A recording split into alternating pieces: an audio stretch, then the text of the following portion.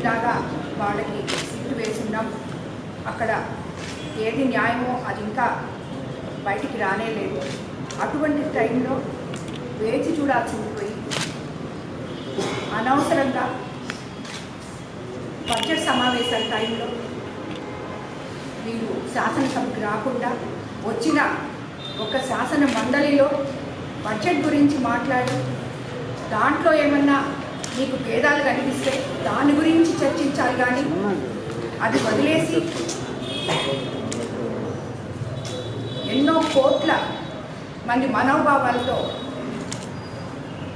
ఉన్న మన వెంకటేశ్వర స్వామిని రాజకీయాల్లోకి లాగి ఇలా భ్రష్టు పట్టించి ఎమ్మెల్సీ ప్రతిపక్ష ఎమ్మెల్సీలు అందరూ కూడా చెప్పులేసుకొని ఆయన ఫోటోని మంటల్లోకి తేవడం అనేది నిజంగా సభ్య సమాజం అంతా కూడా ఈరోజు వైఎస్ఆర్సీపీని అసహించుకుంటుంది.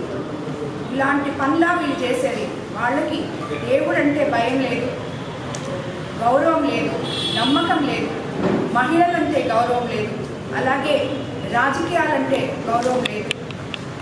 దేని మీద నమ్మకము గౌరవం లేకుండా రాజకీయాలు ఎవరైనా చేస్తున్నారు మన దేశంలో అంటే ఒక్క వైఎస్ఆర్సీపీ పార్టీ వాళ్ళే అని చెప్పి నేను అనుకుంటున్నాను. ఏదైనా ఉంటే సామరస్యంగా మీరు మాట్లాడాలి.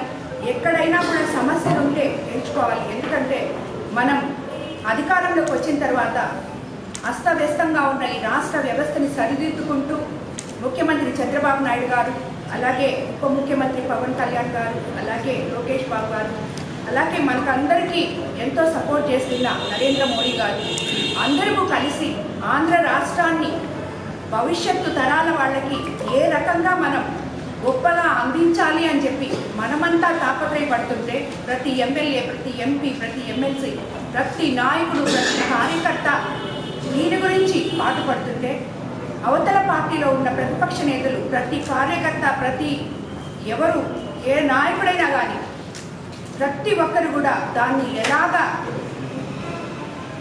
జరగకుండా, అభివృద్ధి జరగకుండా చూడాలి అనే దానికి బాటలు వేస్తూ వాళ్ళు ఉన్నారు.